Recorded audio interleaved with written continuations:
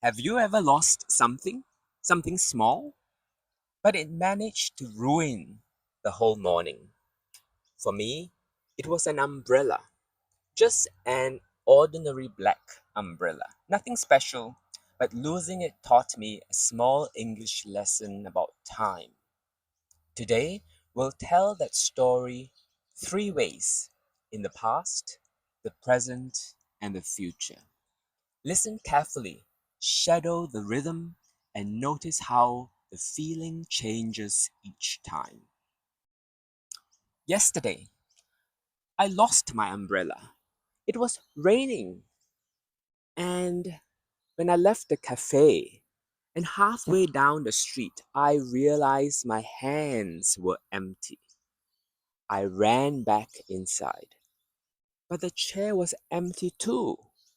Someone probably took it by mistake. At least I hope by mistake. I walked home in the rain, feeling wet and a little foolish.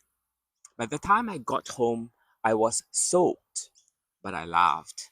Maybe it was time to buy a new umbrella. It's raining again.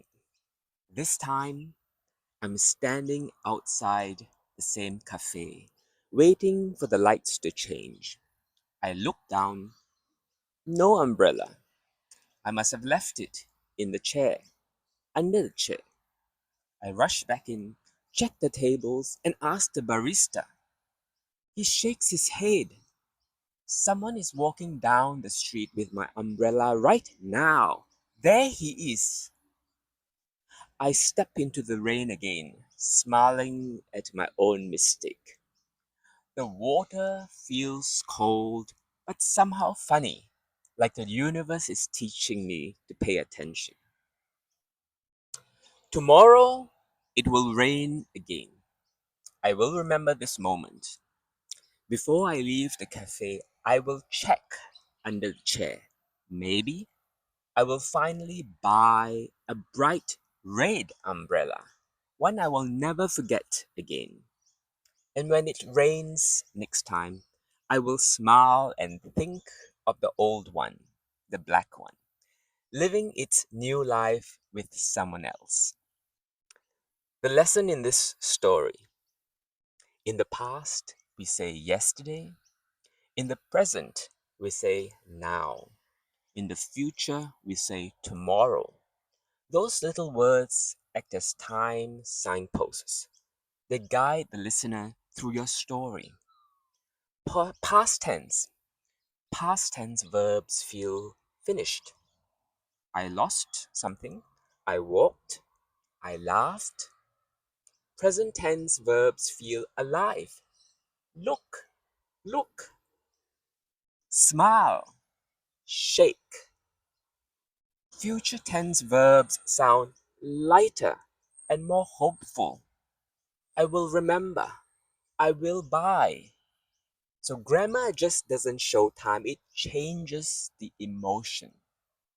So use the past when you talk about what already happened: your weekend, a trip, an accident, a lost umbrella like me.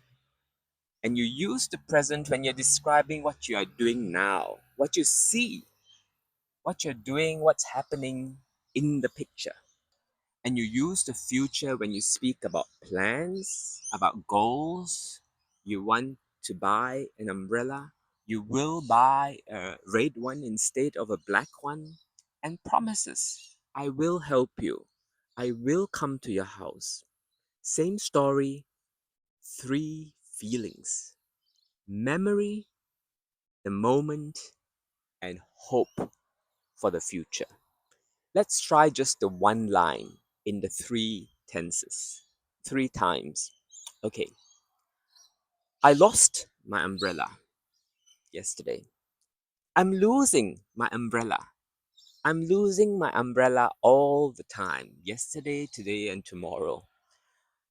I will lose my umbrella again tomorrow, next week. I will lose. That's not very hopeful. Hear how time moves, and the verbs change, and the rhythm change too. That's the sound of English tenses. So next time you tell a story, even a small one, try saying it in another tense. It's a simple way to train your ear, grow your fluency, and improve your English. If you enjoy this, replay and shadow the story again in all time frames: the past, the moment, and the future. Every time you repeat, your English rhythm becomes stronger and more natural. Thank you for listening. See you in the next lesson.